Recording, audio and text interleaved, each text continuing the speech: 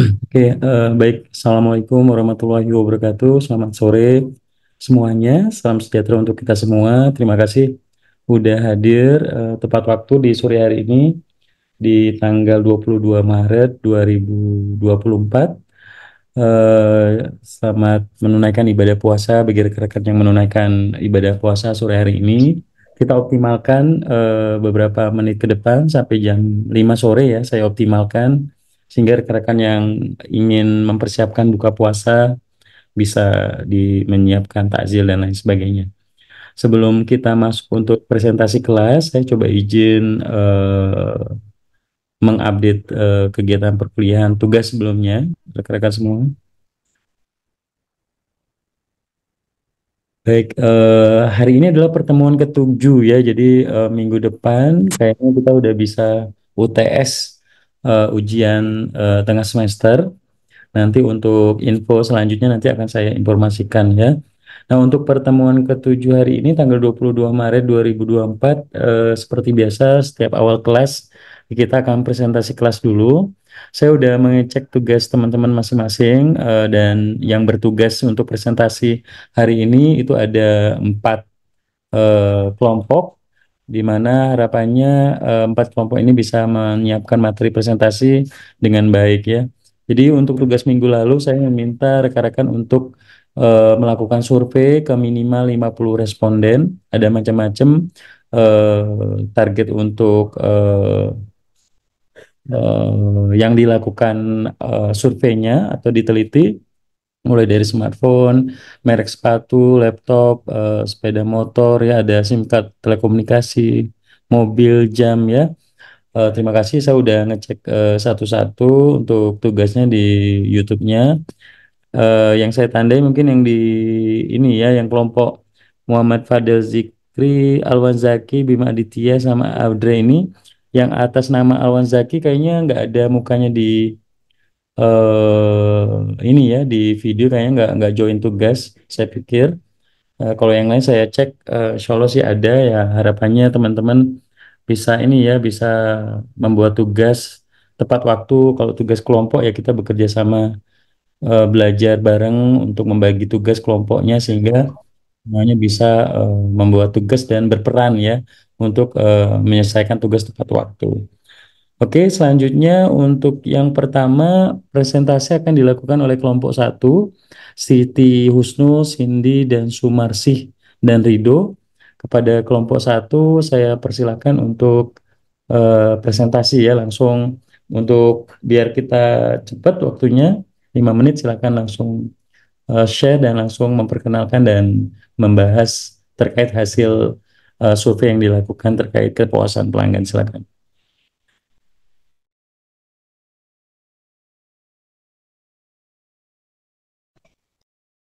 Kelompok satu ada orangnya? Oke, silakan Ada Pak. lanjut.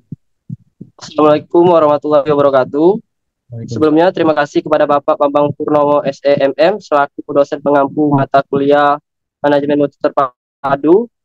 Di sini kami sebagai dari kelompok satu yang beranggotakan yang pertama yaitu Siti Husnul Nur Hidayah dengan NIM C1B022008, Cindy Dwi Sapitri dengan NIM C1B022009, Sumarsi dengan NIM C1B022012, dan saya sendiri yaitu Rido dengan NIM C1B022028. Di sini kami akan mengerjakan mempresentasikan hasil survei kami yaitu terhadap pengguna smartphone. Materi pertama yaitu yang akan dibacakan oleh Siti Husnul Nur Hidayah. Pada Siti dipersilakan. Baik, terima kasih Rido.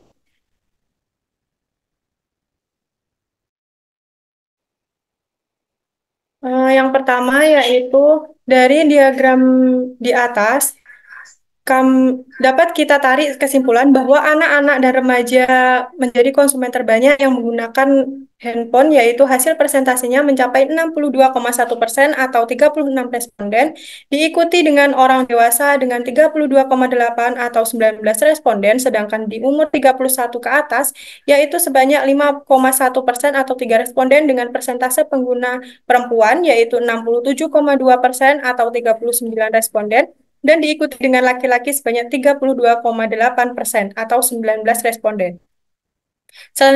Selanjutnya yaitu ada dari diagram survei tersebut, pelajar dan mahasiswa menjadi pengguna smartphone terbanyak yaitu 63,8% atau 37 responden dengan alasan guna mempermudah proses pembelajaran dan sebagai alat untuk menambah wawasan, yaitu 43,1% atau 25 responden. Diikuti dengan karyawan swasta sebanyak 19% atau 11 responden.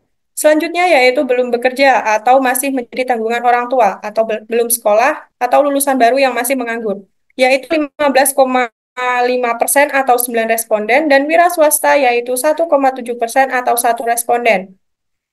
Alasan atau tujuan lain pengguna menggunakan smartphone dari survei kami yaitu untuk hiburan, yaitu sebanyak 25,9% atau 15 responden, 8,6% atau 5 responden untuk pekerjaan, dan 22,4% atau 15 responden untuk kegiatan lain. Nah, untuk selanjutnya akan dibacakan oleh Cindy Dwi Safitri. Baiklah, terima kasih.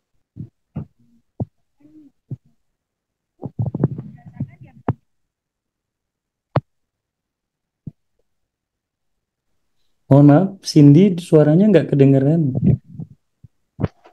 Cindy suaranya nggak kedengeran. Maaf Pak, sebelumnya sudah kedengaran? Sudah, silakan. Baik, saya ulangi. Berdasarkan diagram di atas, menunjukkan bahwa merek Vivo menjadi merek terbanyak yang digunakan responden kami, yaitu 25,9% atau 15 responden. Berikutnya yaitu Oppo 22,4% atau 13 responden, iOS atau iPhone 17,2% atau 10 responden, Samsung 12,1% atau 7 responden, Realme 10,3% atau 6 responden, Redmi dan Xiaomi sebanyak 5,2% atau 3 responden. Yang terakhir yaitu Huawei 1,7% atau 1 responden. Dengan banyaknya merek smartphone, kami mensurvei beberapa alasan pengguna beli smartphone tersebut, yaitu 50% atau 29 responden membeli karena sesuai dengan kebutuhan. 24,1% atau 14 responden membeli karena harganya terjangkau. 13,8% atau 8 responden membeli karena kualitas dan kinerja smartphone tersebut, serta 12,1% atau 7 responden membeli karena alasan lainnya seperti pemberian, rekomendasi teman, dan lain-lain. Selanjutnya,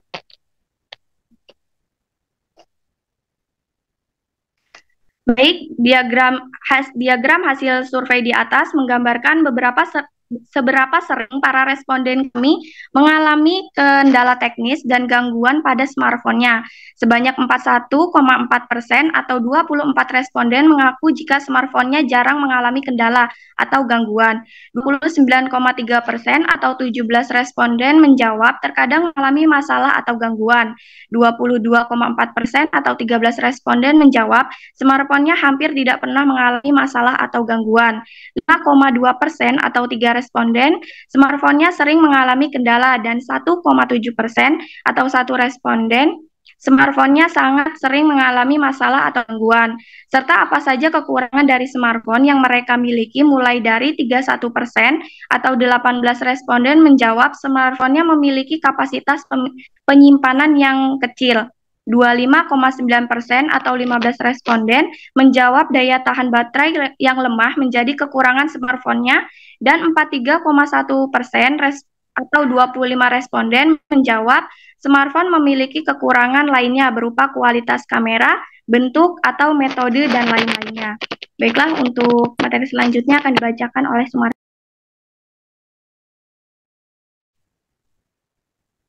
Baik, terima kasih Cindy. Selanjutnya ada diagram hasil survei atas menggambarkan seberapa puas responden terhadap smartphone dimiliki. Sebanyak 48,3% atau 28 responden mengaku cukup puas dengan kinerja smartphone-nya, dan hanya 1,7% atau 10 responden mengaku tidak puas dengan kinerja smartphone-nya. Sedangkan tingkat puas dan sangat puas pengguna menggunakan smartphone-nya yaitu masing-masing 29,3% atau 17 responden dan 20,7% atau 12 responden. Sedangkan sebanyak 62,1% atau 36 responden menganggap bahwa smartphone-nya sangat berpengaruh terhadap kehidupan sehari-hari dan 37,9% atau 22 responden menganggap bahwa smartphone cukup berpengaruh terhadap kehidupan sehari-hari. Lanjut.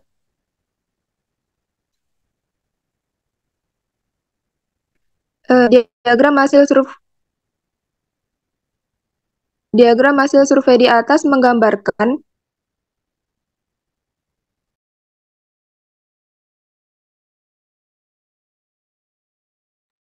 Suaranya putus, bisa di backup sama tim yang lain.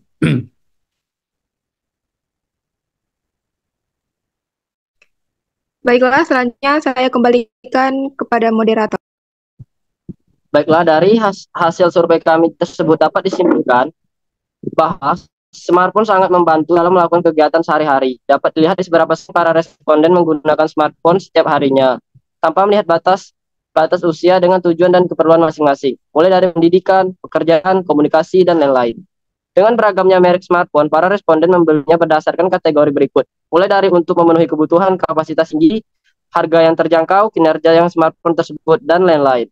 Selain kehematan pengguna merek smartphone, juga berpengaruh terhadap ketahanan smartphone tersebut. Dengan kata lain, semakin tinggi harganya smartphone, maka semakin bagus pula kualitasnya. Begitupun sebaliknya, semakin lama smartphone tersebut, maka tingkat masalah atau gangguan yang terjadi akan semakin rentan. Demikianlah hasil presentasi dari kelompok kami. Lebih dan kurang saya mohon maaf, saya kembalikan ke Bapak Bambang Purnomo SEMM. Terima kasih. Kelompok 1, terima kasih. Tadi ada Siti, Cindy, Sumarsi, dan Rido ya. Terima kasih sudah mempersiapkan materi presentasinya dengan baik dengan melakukan survei dan penelitian kepuasan pelanggan terhadap segmen pengguna smartphone.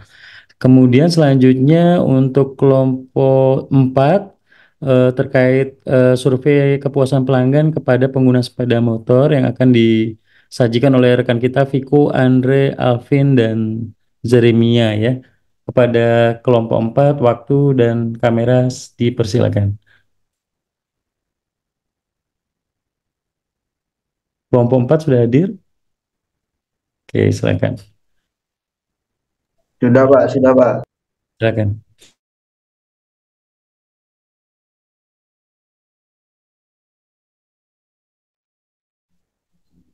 Selamat sore teman-teman semuanya. Kami dari kelompok 4 akan mempresentasikan hasil survei kami, yaitu survei pengguna sepeda motor. Baik, langsung saja di sini kami ada 4 orang. Yang pertama ada Viko Aditya, Andri Kurniawan, Alvin Huta Barat, dan saya sendiri Jeremy Anggrata Mulia. Baik, untuk mempersingkat waktu langsung saja masuk ke latar belakang yang akan dibacakan oleh Viko Aditya. Kepada Viko dipersilahkan.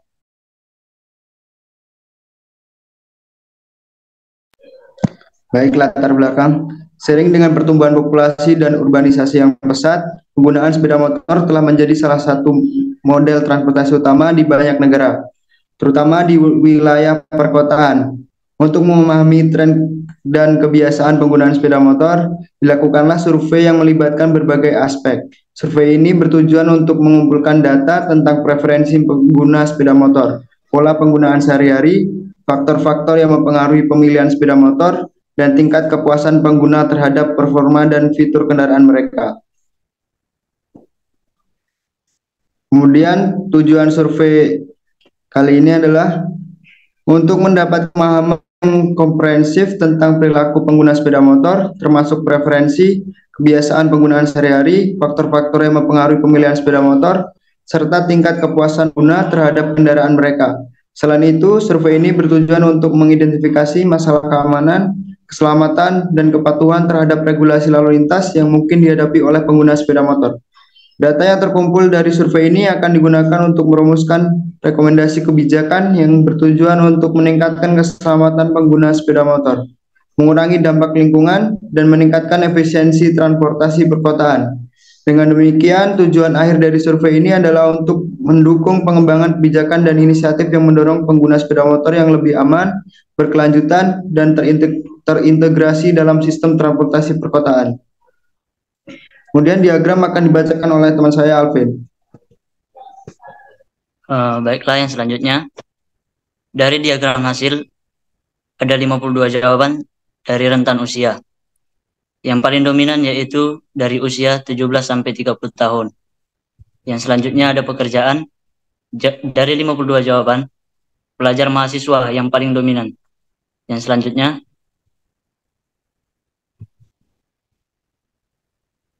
merek motor yang digunakan. Dari 52 responden, jawaban Honda yang paling banyak, yaitu sebanyak 61,5%. Yang selanjutnya, mengapa Anda membeli motor tersebut? Dari 52 jawaban, jawaban kinerja yang bagus menjadi paling dominan, yaitu sebanyak 30,8%. Yang selanjutnya, mengapa Anda membeli motor tersebut? Dari 52 jawaban, jawaban kinerja yang bagus menjadi paling dominan, yaitu sebanyak 30,8%. Yang selanjutnya, seberapa lama Anda menggunakan motor dalam seminggu? Dari 52 jawaban, jawaban 5-10 jam yang paling banyak, yaitu sebanyak 36,5%. Yang selanjutnya, sudah berapa lama Anda memiliki motor tersebut? Dari 52 jawaban, jawaban lebih dari 2 tahun yang paling dominan, yaitu sebanyak 57,7%. Yang selanjutnya, seberapa jauh jarak tempuh Anda menggunakan motor dalam waktu seminggu? Dari 52 jawaban, jawaban 10-3 km yang paling dominan, yaitu sebanyak 38,5%. Yang selanjutnya, apakah motor Anda pernah bermasalah? Dari 52 jawaban, jawaban ya yang paling dominan, yaitu sebanyak 69,2%. Yang selanjutnya, apa tujuan Anda menggunakan motor? Dari 52 jawaban, jawaban sebagai alat transportasi sehari-hari menjadi dominan, yaitu sebanyak 82,7%. Selanjutnya, apa kekurangan yang dimiliki motor Anda? Dari 52 jawaban, jawaban boros BBM yang menjadi paling dominan, yaitu sebanyak 34,6%. Selanjutnya, seberapa puas Anda dengan kinerja motor Anda secara keseluruhan? Dari 52 jawaban, jawaban puas yang paling dominan, yaitu sebanyak 65,4%. Baik, selanjutnya saya kembalikan ke moderator.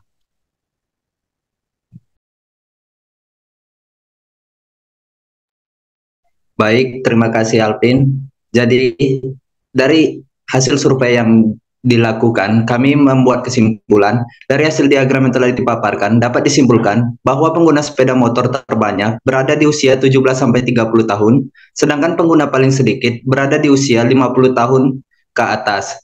Pengguna sepeda motor yang paling mendominasi yaitu berasal dari kalangan pelajar atau mahasiswa dengan merek sepeda motor Honda terbanyak yang didapat dari hasil survei dengan 32 responden.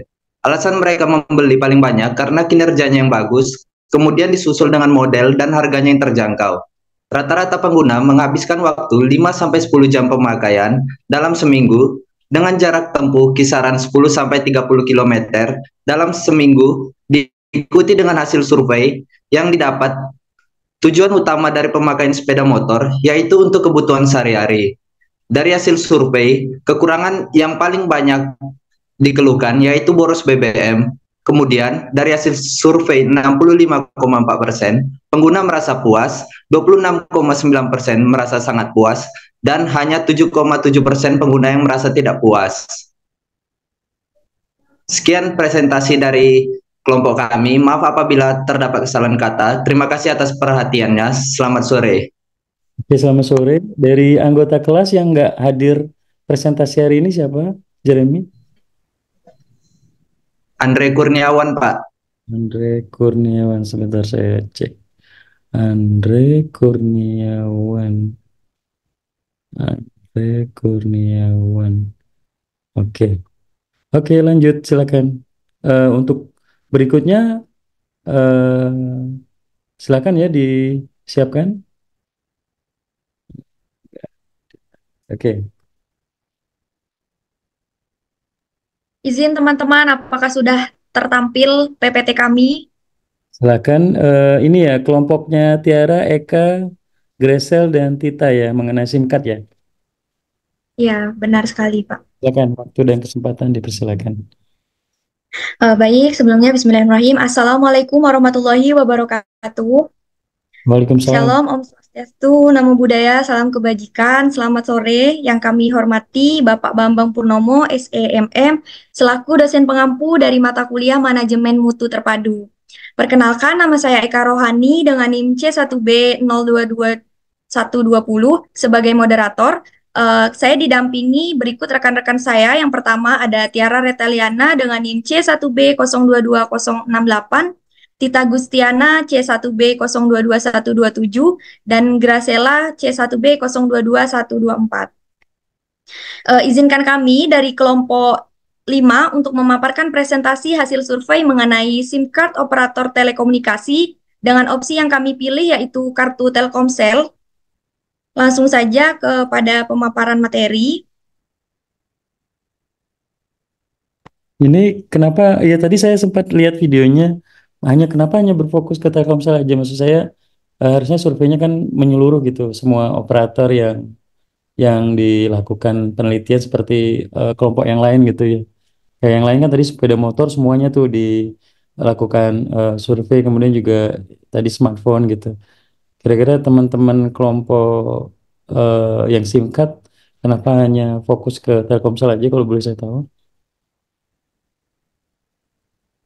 Ya, kami meminta maaf sebelumnya, Pak. Mungkin ada ketidakpahaman dari kami, sehingga kami memutuskan untuk memilih salah satu dari SIM card-nya. Oke, silakan dilanjut sampai selesai. Nah, bisa dilanjut ya, Pak ya? Silakan. Baik, berlanjut ke pembahasan. Yang pertama, PT Telekomunikasi Seluler atau biasa disingkat menjadi Telkomsel adalah anak usaha Telkom Indonesia yang bergerak di bidang telekomunikasi hingga akhir tahun 2021.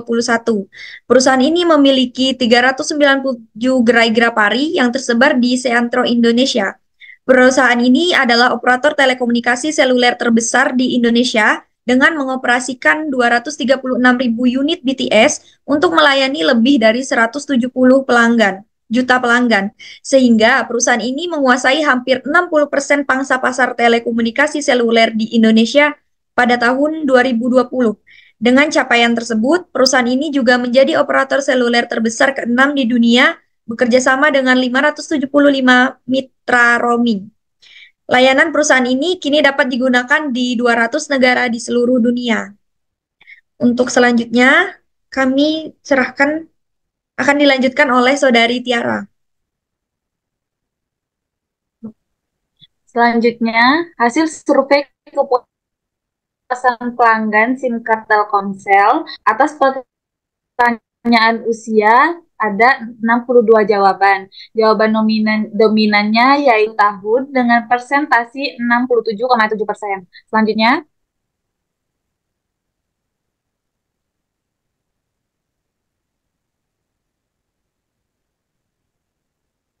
hasil survei kepuasan pelanggan SIM card Telkomsel atas pertanyaan jenis kelamin. Di sini ada 62 jawaban dengan dominan jawaban yaitu perempuan dengan persentasi 66,1%.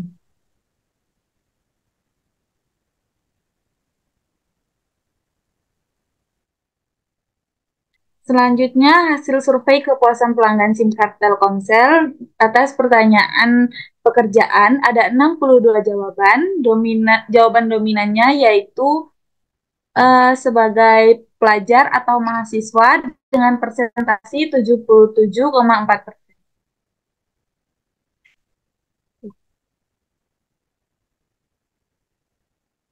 Selanjutnya, hasil survei kepuasan pelanggan SIM card Telkomsel atas pertanyaan jenis SIM card Telkomsel yang digunakan ada 62 jawaban dengan jawaban dominan yaitu menggunakan SIM card simpati dengan persentasi 43,5%. Selanjutnya akan dilanjutkan oleh Tita. Boleh balik ke slide sebelumnya coba lihat.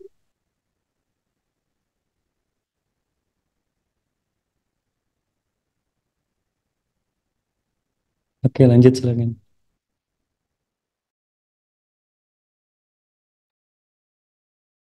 Silakan dilanjut di slide berikutnya. Baiklah, survei kepuasan pelanggan SIM menggunakan kartu Telkomsel. Ada 62 jawaban di dominan di 30,6%, kurang lebih dari 5 tahun. Slide selanjutnya, hasil survei kepuasan pelanggan SIM card Telkomsel berdasarkan pertanyaan alasan utama memilih SIM card Telkomsel ada 62 jawaban, dominan di 66,1%, yaitu jaringan luas dan stabil. Selanjutnya, hasil survei kepuasan pelanggan SIM card Telkomsel berdasarkan pertanyaan penilaian terhadap kualitas jaringan daerah Anda. Itu ada 62 jawaban, dominan di sangat baik, yaitu 45,2%. Slide selanjutnya.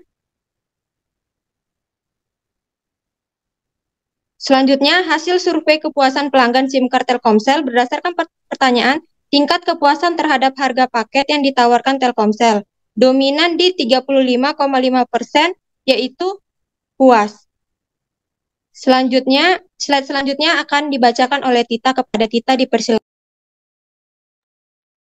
Baik, hasil survei kepuasan pelanggan SIM card Telkomsel berdasarkan pertanyaan tingkat kepuasan kemudahan akses layanan Telkomsel, yaitu ada 62 jawaban.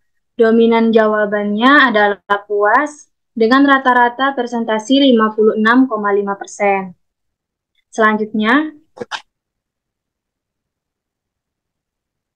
hasil survei kepuasan pelanggan SIM card Telkomsel berdasarkan pertanyaan tingkat kepuasan terhadap respon dan solusi oleh layanan pelanggan Telkomsel.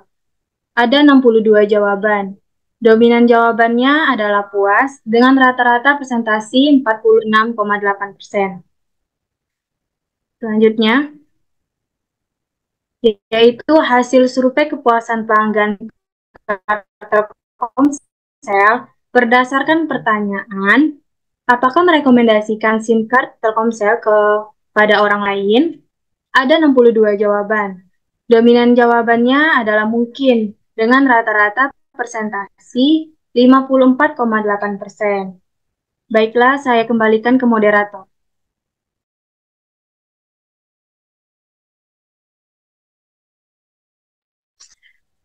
Baik, terima kasih. Terkait pemaparan di atas, kami menyimpulkan bahwasanya survei mengenai kartu Telkomsel menunjukkan bahwa mayoritas responden merasa puas dengan kualitas jaringan dan layanan yang diberikan. Berdasarkan hasil survei juga dapat disimpulkan bahwa mayoritas responden adalah perempuan berusia 10 hingga 20 tahun yang merupakan pelajar. Mereka menggunakan kartu SIM card simpati dengan rentan waktu penggunaan rata-rata selama 5 tahun. Alasan utama pemilihan kartu Telkomsel adalah karena jaringan yang luas dan stabil, serta kualitas jaringan yang berkualitas di daerah masing-masing responden.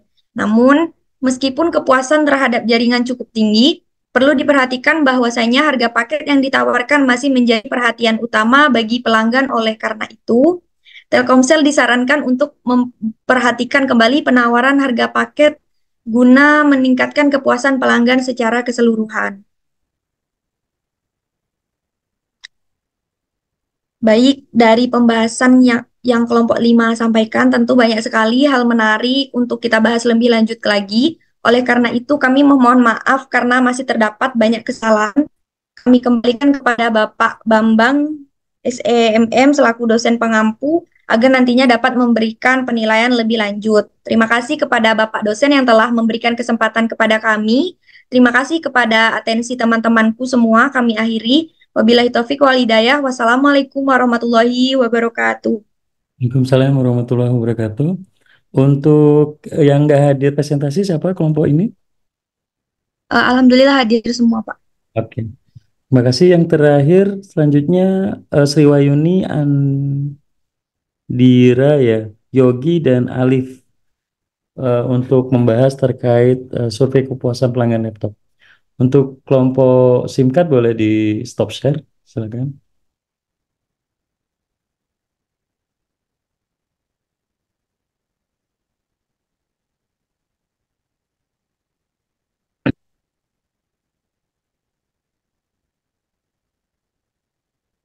Oke, silakan langsung ya. Baik, Assalamualaikum warahmatullahi wabarakatuh. Selamat sore semuanya, salam sejahtera bagi kita semua. Yang sama-sama kita hormati Bapak Bambang Purnomo selaku dosen pengampu mata kuliah Manajemen Mutu Terpadu.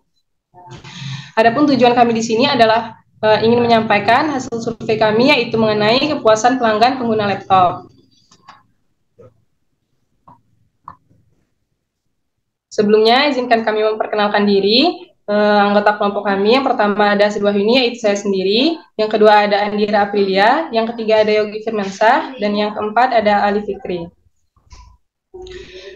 Pendahuluan, laptop adalah komputer portable yang dapat diangkat dan dibawa kemana-mana. Laptop biasanya beroperasi pada sistem operasi desktop yang sebelumnya diterapkan pada komputer desktop dan dapat dihidupkan oleh sumber daya listrik bawaan atau baterai.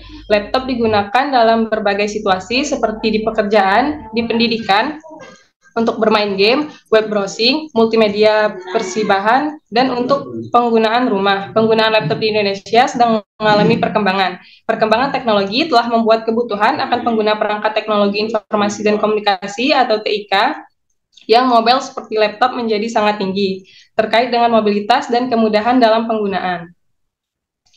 Selanjutnya, hasil survei yang kami lakukan untuk pertanyaan usia memiliki 54 jawaban. Dari hasil survei pengguna laptop terbanyak berkisar pada usia 10-20 tahun, yaitu sebesar 63%. Hal ini dikarenakan generasi saat ini yang banyak menggunakan teknologi adalah generasi Z, yang berasal dari kelompok usia 10-20 tahun. Berikutnya akan dijelaskan oleh rekan saya. Baik, hasil survei untuk jawaban pertanyaan pekerjaan memiliki 54 jawaban. Dari hasil survei pekerjaan terbanyak pengguna laptop yaitu pelajar atau mahasiswa dengan persentase 87%. Penggunaan laptop bagi pelajar dan mahasiswa adalah sebagai alat bantu belajar yang sangat penting di era digital ini. Laptop memungkinkan pelajar untuk mengakses informasi dan sumber daya belajar secara online. Laptop juga dapat meningkatkan produktivitas pelajar. Selanjutnya,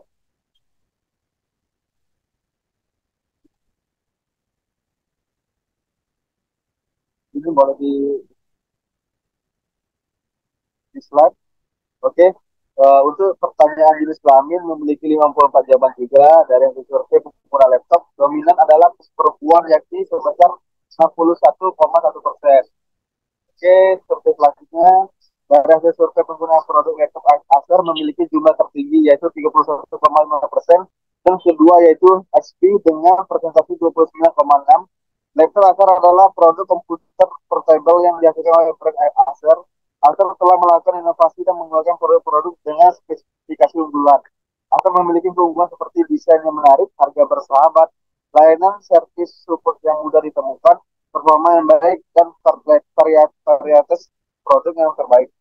Baik, selanjutnya akan disampaikan oleh rekan-rekan saya. Baik, saya melanjutkan. Setiap orang memiliki tujuan yang berbeda dalam menggunakan laptop. Dari hasil survei, sebanyak 66% penggunaan laptop menggunakan laptopnya untuk penunjang kebutuhan kuliah. Laptop mempermudah mahasiswa dalam proses pembelajaran dan mengerjakan tugas yang diberikan. Dari hasil survei pengguna laptop, terdapat 81,5% responden yang merekomendasikan laptop pilihannya. Dari hasil survei, pengguna laptop memiliki persentase tertinggi, digunakan sebagai penunjang kebutuhan kuliah. Terdapat 66 responden yang memilih hal tersebut. Baik, selanjutnya akan dilanjutkan oleh rekan saya. Baiklah, saya akan melanjutkan. Hasil survei untuk pertanyaan tentang kekurangan dari laptop yang mereka miliki. Dari hasil survei menunjukkan bahwa kekurangan dari laptop mereka karena laptop yang cepat panas.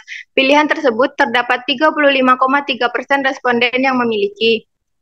Selanjutnya, hasil survei untuk pertanyaan faktor yang mendukung penggunaan laptop. Dari hasil survei, ada beberapa faktor yang mendukung pengguna laptop memilih produk pilihannya. 50% responden membeli sebuah laptop karena produk dan layanannya yang berkualitas. Selanjutnya, hasil survei untuk pertanyaan memiliki kepuasan pelanggan. Setiap orang memiliki tingkat kepuasan masing-masing. Dari hasil survei, 72,2% menunjukkan bahwa para pengguna laptop merasa puas dengan laptop merek pilihan mereka masing-masing. Baiklah, selanjutnya saya kembalikan ke moderator. Baik, terima kasih kepada pemateri. Jadi, kesimpulan yang kami ambil, berdasarkan hasil survei Google Form dengan 54 responden, dapat disimpulkan bahwa mayoritas responden adalah pelajar atau mahasiswa muda dengan rentan usia 10-20 tahun, yang dominan di dalamnya. Mencapai 63% mereka cenderung memilih laptop Acer dengan persentase 31,5%, dan sebagian besar telah menggunakan laptop selama lebih dari 1 tahun, yaitu sebesar 35,2%. Meskipun mayoritas responden menyatakan kepuasan mereka terhadap laptop merek pilihan mereka, yaitu sebesar 72,2%, terdapat juga keluhan terkait masalah panas yang cepat terjadi pada laptop, yang dipilih oleh 35,3% dari mereka. Sebanyak 66% responden menggunakan laptop sebagai penunjang kebutuhan kuliah, dan 81,5% merekomendasikan laptop pilihannya kepada orang lain. Faktor utama dalam pemilihan laptop adalah kualitas produk dan layanan yang dipilih oleh setengah dari responden, yaitu sebesar 50%. Dengan demikian, survei ini menunjukkan bahwa pelajar atau mahasiswa cenderung membeli laptop berdasarkan kualitasnya. Namun masih ada tantangan terkait masalah panas yang perlu diatasi oleh produsen untuk meningkatkan pengalaman pengguna. Baik, sepertinya hanya itu yang dapat kami sampaikan. Apabila ada kesalahan dan kekurangan kami mohon maaf. Saya akhiri, wallahu muwaffiq ila aqwamit thoriq. Wassalamualaikum warahmatullahi wabarakatuh. Saya kembalikan kepada Bapak. Oke, waalaikumsalam warahmatullahi wabarakatuh. Terima kasih banyak buat rekan-rekan tadi ya udah presentasi ke kelas. Beberapa ada memang yang perlu diimprove, tapi is okay, teman-teman sudah belajar untuk bagaimana cara membuat survei, kemudian melihat bagaimana peta persaingan, kualitas, kemudian juga melakukan survei ke responden, mencari responden, menjadi pembelajaran buat rekan-rekan bagaimana kita melakukan penelitian ya, kemudian bagaimana orang menggunakan suatu produk dan layanan berdasarkan kualitas atau mutu ya. Jadi manajemen mutu terpadu ini sangat penting untuk bisa kita jalankan ketika kita berada di suatu entitas bisnis atau perusahaan dalam menjual produk dan layanan sehingga produk itu laku dan pelanggan itu mau beli kembali seperti itu. Oke, terima kasih untuk rekan-rekan semua yang sudah present. Saya coba lanjutkan sekitar 20 menit ke depan. Saya coba optimalkan untuk materi sore hari ini. Oke. Nah, untuk hari ini rekan-rekan semua anggota kelas manajemen mutu terpadu. Jadi saya akan menjelaskan terkait bagaimana biaya kualitas dan produktivitas itu dalam terapannya, dalam kaitannya di penerapan manajemen mutu terpadu di perusahaan. Nah, sebelum masuk, saya pengen juga remind dan membuka mindset teman-teman bahwa selagi rekan-rekan masih berstatus mahasiswa, tolong fokus dengan kegiatan perkuliahan, tugas-tugasnya ya. Sayang kalau misalnya teman-teman nanti baru lulus di semester 14 atau semester tahun ke-7, tahun ke-6 gitu ya. Sebisa mungkin teman-teman bisa lulus tepat waktu, bisa lebih cepat 3,5 tahun atau 4 tahun, kemudian teman-teman juga bisa dapat nilai terbaik gitu ya, kemudian juga sambil menyiapkan soft skill dan hard skillnya sehingga teman-teman bisa bersaing gitu ya. Kemudian juga setiap minggu pasti teman-teman merasakan ya, oh banyak banget tugas yang diberikan. Itu adalah bagaimana saya pengen teman-teman itu bisa melatih kemampuannya ya, bisa bekerja sama dengan kelompoknya, kemudian teman-teman bisa melatih kemampuannya dalam membuat video di YouTube, berani ngomong ya. Karena setiap minggu teman-teman saya minta untuk ngomong di depan kamera ya otomatis teman-teman yang sebelumnya mungkin pemalu Sekarang karena udah kebiasa ya teman-teman jadi biasa ngomong di depan kamera, menjelaskan, menyusun materi, mencari referensi di internet, menyajikan dalam bentuk PowerPoint di Canva atau di PowerPoint. Kemudian teman-teman sajikan dalam bentuk video ya. Nah, ini harapannya teman-teman bisa menjadi hal yang positif, yang bisa rekan-rekan ambil, yang selamanya pemalu, teman-teman, oh ternyata kita harus berani nih ngomong di depan umum, baik itu di depan kamera ataupun di depan kelas. Makanya saya selalu perbanyak teman-teman itu setiap minggu tuh untuk presentasi di kelas, kemudian kelompok, video, ya harapannya teman-teman bisa improve dari sisi communication skill ya. Oke. Kemudian untuk yang pertama, rekan-rekan semua, sebelumnya saya sudah pernah menjelaskan terkait materi kualitas.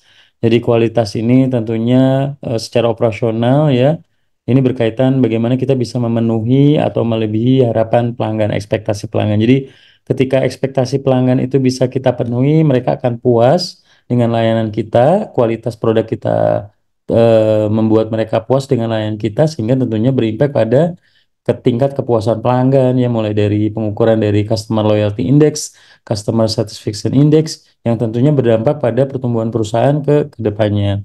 Nah, jadi produk-produk ataupun jasa yang berkualitas itu memenuhi beberapa harapan pelanggan dalam bentuk 8 dimensi, mulai dari kinerja produk atau jasa, estetikanya sendiri, kecantikan produknya, desainnya ya, dan lain sebagainya.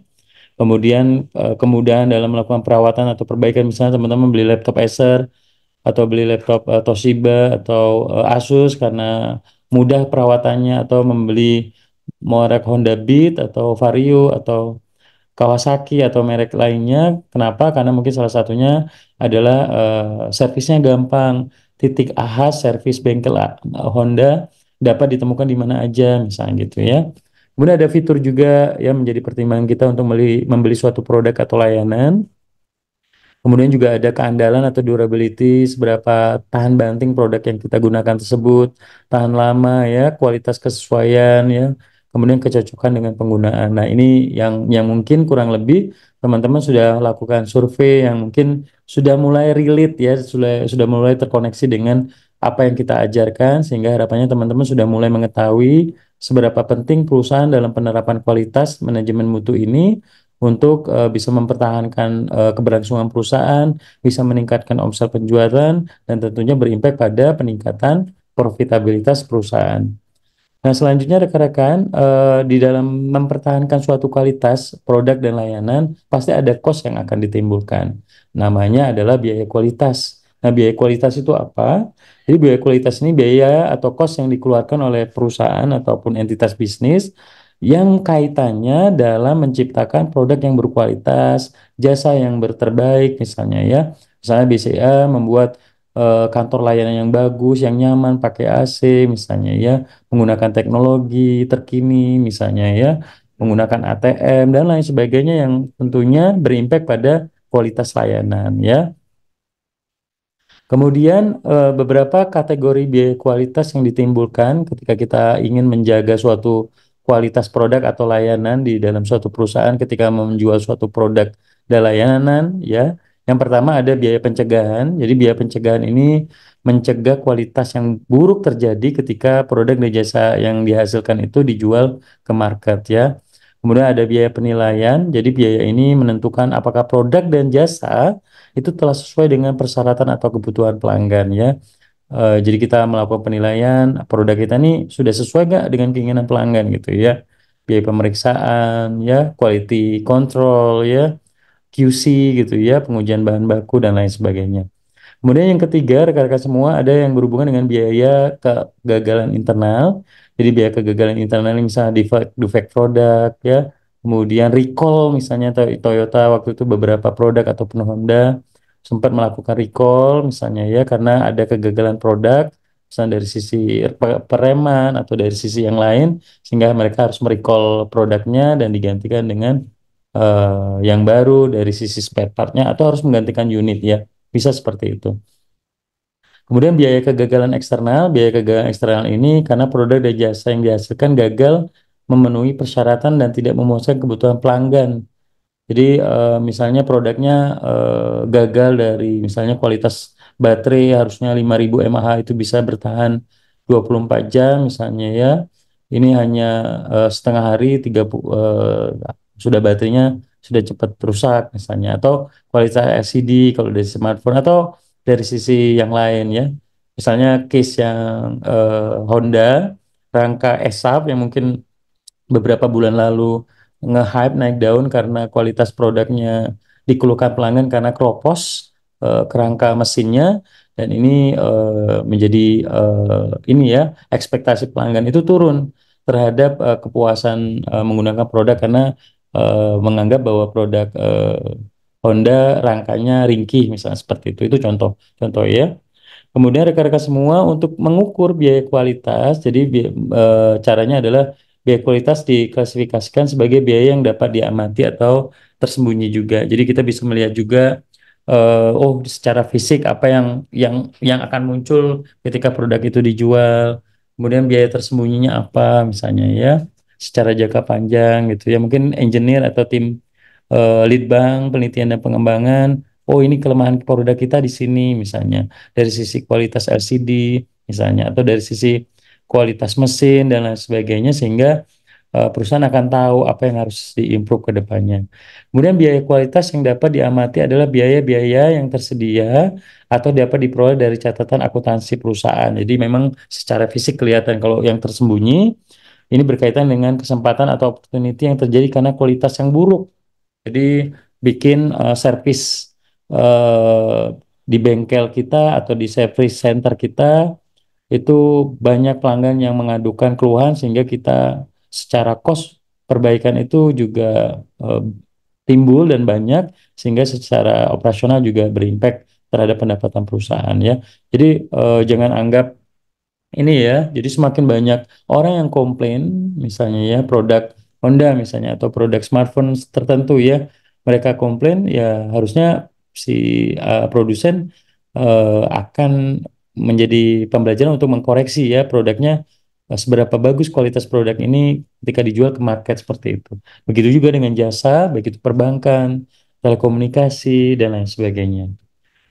Kemudian metode kualitas tersembunyi ini ada berhubungan dengan penilaian lewat metode pengali atau multiplier method, di mana metode pengali ini diasumsikan sebagai total biaya kegagalan eksternal sama dengan K biaya kegagalan eksternal yang terukur ya.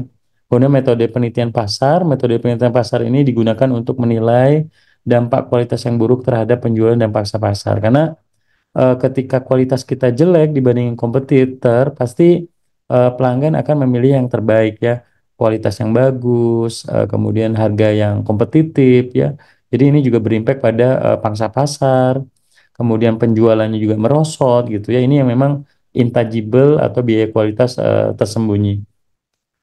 Kemudian fungsi kerugian kualitas Taguchi ini juga salah satu metode untuk melakukan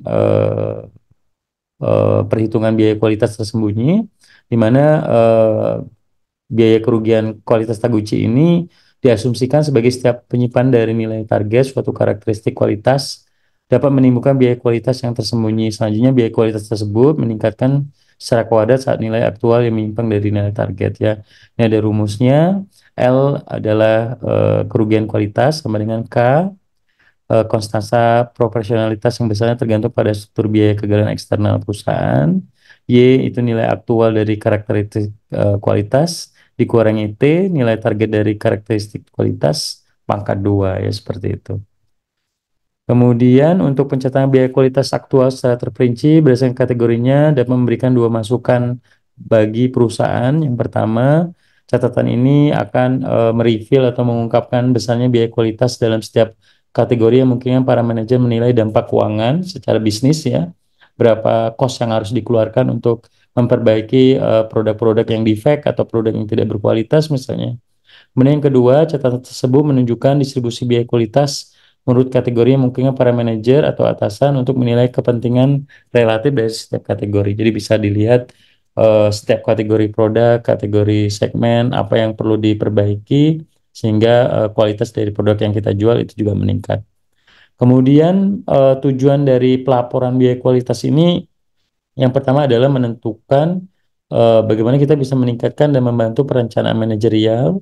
Ya pasti ya kita bisa menekan cost untuk produk-produk yang defect, tidak berkualitas gitu ya. Dengan melakukan kontrol produk gitu ya. Kita bisa melakukan perencanaan manajerial dengan baik, misalnya mengganti mesin misalnya, atau melakukan pelatihan karyawan sehingga karyawan bisa membuat atau memproduksi produk yang berkualitas, melayani pelanggan dengan baik kalau dia perusahaan jasa seperti itu ya. Kemudian juga pengendalian dan pembuatan keputusan ke depannya. Nah, informasi biaya kualitas ini diantara lain ya penentuan harga strategik. Jadi pengguna informasi biaya kualitas dan implementasi total quality management atau manajemen mutu terpadu itu membantu meningkatkan kualitas produk, pengurangan harga dan membantu kelangsungan lini produk dalam jangka panjang ya. Jadi secara strategik dengan fokus pada perbaikan kualitas dengan mengetahui biaya kualitas yang muncul, perusahaan akan berfokus untuk menekan kualitas yang terbaik ya, untuk menjaga kualitas yang terbaik sehingga biaya-biaya kualitas yang muncul itu bisa ditekan seperti itu. Kemudian melakukan analisis produk baru di mana kita mengidentifikasikan dan menganalisis perilaku biaya kualitas secara terpisah. Jadi kita bisa membuat keputusan yang tepat terkait dengan pengurangan biaya kualitas, siklus perencanaan laba dan pengambilan keputusan penting lainnya ya. Nah, kemudian produktivitas. Kalau tadi biaya kualitas, ini berhubungan dengan produktivitas ya. Produktivitas di perusahaan ini berhubungan dengan memproduksi output yang efisien. Jadi sesuai dengan prinsip ekonomi, bagaimana caranya kita bisa memproduksi produk yang seefisien mungkin dengan mendapatkan pendapatan yang sebesar-besarnya ya. Dengan output atau cost yang sekecil-kecilnya mendapatkan keuntungan yang sebesar-besarnya. Nah, secara khusus ini berkaitan dengan output dan input yang digunakan untuk menghasilkan output tersebut. Nah, efisiensi produk total ini dipenuhi yang pertama paduan input yang akan menghasilkan output tertentu misalnya ya, yang efisien, yang berkualitas mulai dari bahan baku, mesin, SDM gitu ya. Jadi output atau produk yang dihasilkan itu berkualitas. Kemudian dari paduannya memenuhi kondisi pertama, kemudian guidance ini memiliki biaya yang paling rendah lah yang dipilih efisien ya. Jadi misalnya kita memproduksi barang A dengan melewati ada model produksi A, B, C, D, E, kita memilih cara yang mana yang paling efisien, paling murah sehingga menciptakan produk yang kompetitif, itulah yang dipilih untuk menciptakan produk yang berkualitas, masif dan efisien. Kemudian pengukuran produktivitas ini ada yang parsial. Jadi pengukuran produktivitas parsial ini mengukur produktivitas untuk satu input pada suatu waktu ya. Jadi rasio produktivitas ini output dibagi input. Nah, kemudian ada juga produktivitas operasional, output dan input diukur dalam bentuk jumlah fisiknya. Kemudian kalau keuangan ya, output produktivitas keuangan, output dan input diukur dalam satuan uang. Misalnya diukur satu produk itu kalau dijual dengan harga berapa misalnya. Kemudian pengukuran produktivitas total, mengukur produktivitas semua input pada suatu waktu ya. Ini pengukuran produktivitas dengan menggunakan profil input, profil measurement, kemudian pengukuran produktivitas yang berkaitan dengan laba ya, profit link productivity measurement ya. Jadi bagaimana produktivitas produk yang dihasilkan itu berkaitan dengan peningkatan laba dan omset perusahaan. Kemudian juga berhubungan dengan hitung biaya input yang harusnya digunakan untuk melakukan perubahan produktivitas, bandingan biaya tersebut dengan biaya input aktual, dan perbedaan biaya yang muncul merupakan perubahan laba.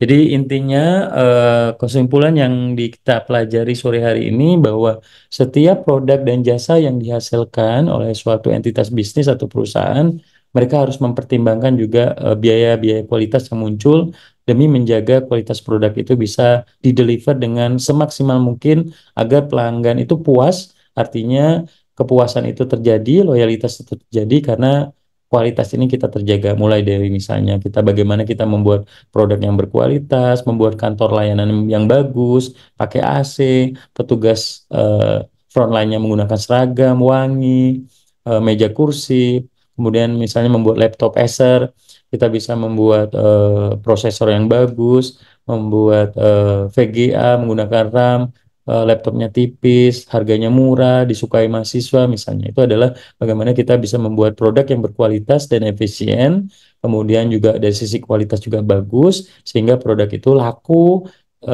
dijual di pasar seperti itu. Dan pelanggan yang membeli pun akan merekomendasikan ke orang lain ketika produk itu ada orang yang pengen nanya ke dia, laptop apa sih yang bagus? Oh, pakai Acer aja, aku pakai Acer 5 tahun masih bagus nih, misalnya gitu ya. Itu contohnya. Kemudian kualitas dan produktivitas ini sangat berkaitan, jadi peningkatan kualitas akan meningkatkan produktivitas juga. Begitu pula sebaliknya, karena sebagian besar peningkatan kualitas itu mengurangi jumlah sumber daya yang digunakan, misalnya modal, bahan baku ya dalam memproduksi dan menjual output perusahaan. Namun dimungkinkan suatu kondisi perusahaan menghasilkan produk yang hanya memiliki sedikit kerusakan atau tidak ada cacat sama sekali ya. Nah, ini bagaimana kualitas dan produktivitas itu sangat berkaitan erat dalam menciptakan produk yang berkualitas bagi pembeli atau pelanggan ataupun customer ya. Mungkin itu untuk berkaitan dengan biaya kualitas dan produktivitas yang memang sangat penting. Kaitannya bagaimana kita bisa menciptakan produk yang berkualitas, efisien, dan laku di pasaran dengan kualitas yang terbaik. Nah, untuk minggu depan, rekan-rekan semua, ini tugas ke-7, tugas terakhir kayaknya sebelum UTS. Ini ada 2 tugas ya, rekan-rekan bisa buat. Karena di Jumat depan itu ada libur Jumat Agung bagi umat Kristiani. Jadi teman-teman saya berikan 2 tugas. Yang pertama, tugas pertama dibuat dalam bentuk seperti biasa, PPT, analisanya ya. Kemudian disajikan dalam bentuk video di YouTube. Deadline-nya masih lama, 2 minggu lagi, Kamis tanggal 4 April 2024 sebelum Lebaran. Jadi tugas soal analisis kasusnya mengenai kualitas layanan ya. PT Jambi Air ya, penerbangan. Ini kasusnya, keterlambatan penerbangan, kehilangan bagasi, kurangnya komunikasi, ketidaknyamanan di pesawat. Teman-teman memberikan solusi apa saja faktor-faktor yang menyebabkan penurunan kualitas, cara menganalisis dan mengukur kualitas layanan penerbangan, apa saja strategi yang bisa diterapkan, dan bagaimana cara memonitor dan mengevaluasi efektivitas. Ini tugas yang pertama dari sisi analisa kualitas layanan PT Jambi Air ya. Kemudian yang kedua, saya pengen teman-teman melatih kemampuannya itu bisa membuat CV dan surat lamaran yang bagus ya. Jadi soal yang kedua ini rekan-rekan tolong buat CV dan surat lamaran kerja ya. Jadi asumsikan rekan-rekan sudah lulus dari prodi dari S1 Fakultas Ekonomi dan Bisnis. Coba buat surat lamaran untuk melamar posisi Officer Development Program ODP Bank Mandiri. Silahkan dibuat buat surat lamaran kerja yang bagus, buat CV yang bagus ya. Ini contohnya teman-teman bisa menggunakan di Canva ya, banyak template ataupun di Words ya, Microsoft Words itu banyak template-template yang bagus teman-teman bisa gunakan. Ada fotonya yang semenarik mungkin. Kemudian ini contohnya ya. Jadi teman-teman nanti yang pertama surat lamaran dan yang kedua CV atau daftar riwayat hidup teman-teman upload di web akademia ya dalam bentuk PDF. Nanti linknya seperti biasa di upload di link Google Sheet tugas ya seperti itu. Oke, mungkin itu untuk tugas minggu depan, untuk 2 minggu lagi ya, jadi masih lama. Teman-teman silakan dibuat ya. Oke, rekan-rekan semua, sebelum saya tutup, saya izin absen dulu, rekan-rekan semua. Oke, ini untuk tugas ke-7 ya. Ini ke tugas ke-7, ini ada untuk link upload ke YouTube, yang untuk video penjelasan mengenai PT Jambi Air. Yang kedua, mengenai link upload CV surat lamaran kerja, teman-teman satukan dalam bentuk satu PDF. Yang pertama surat lamaran kerja, yang kedua daftar riwayat hidup untuk posisi ODP Bank Mandiri ya. Teman-teman nanti tinggal input di sini, 2 minggu ini masih banyak waktu. Oke, saya langsung absen dulu rekan-rekan semua. Yang pertama Siti Husnul ada? Hadir, Pak. Terima kasih. Cindy? Cindy? Hadir, Pak. Oke. Sumarsi? Hadir, Pak. Rido? Hadir, Pak. Sylvie ada? Hadir, Pak. Merinda Siregar? Merinda ada? Hadir, Pak. Hadir. Oke, Lala? Hadir, Pak. Oke, Hermiani? Hadir, Pak. Oke, sebentar ya. Terus Razulin Rahman? Rajulin, Pak. Hadir, Pak. Oke, makasih. Farhan? Hadir, Pak. Dwi? Hadir, Pak. Rizko? Hadir, Pak. Oke, Viko? Hadir, Pak. Andre Kurniawan? Andre Alfa ya? Kemudian Alvin? Hadir, Pak. Kemudian Zeremia? Hadir, Pak. Tiara? Hadir, Pak. Eka? Rohani? Hadir, Pak. Makasih. Gracelia? Hadir, Pak. Kita? Hadir, Pak. Jok? Giuseppe Siagian? Hadir, Pak. Oke, Nabila? Hadir, Pak. Siol? Hadir, Pak. Amila? Hadir, Pak. Nahdia? Hadir, Pak. Nadia hadir. Dimas? Hadir, Pak. Oke, Dea? Dea apa ya? Dea? Dea hadir, Pak. Oke. Kemudian Gusti? Hadir, Pak. Sriwayuni? Hadir, Pak. Andira? Hadir, Pak. Oke, Yogi? Hadir, Pak. Alif? Hadir, Pak. Fadel Zikri?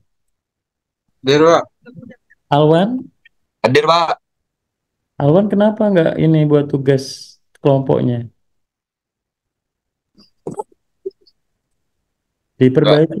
Diperbaiki Alwan. Iya, Pak. Rajin-rajin buat tugas ini sudah saya tandain loh. Merah kemungkinan besar untuk ngulangnya sangat besar ya. Tolong diperbaikin ya. Rajin-rajin kuliah buat tugas. Bima Aditya? Hadir, Pak. Audrey? Hadir, Pak. Rizky? Hadir, Pak. Dede? Dede apa ya? Hadir, Pak. Hadir, Pak. Oke. Ahmad? Hadir, Pak. Oke, baik.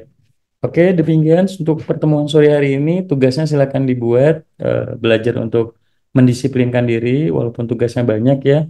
Harapannya teman-teman bisa kebiasa untuk menjalankan atau membuat tugas tepat waktu. Mohon maaf jika ada yang kurang berkenan, silakan melanjutkan kegiatannya untuk menyiapkan buka puasa bagi yang menunaikan. Selamat istirahat. Wassalamualaikum warahmatullahi wabarakatuh dan selamat sore semuanya. Waalaikumsalam warahmatullahi wabarakatuh. Terima kasih, Pak.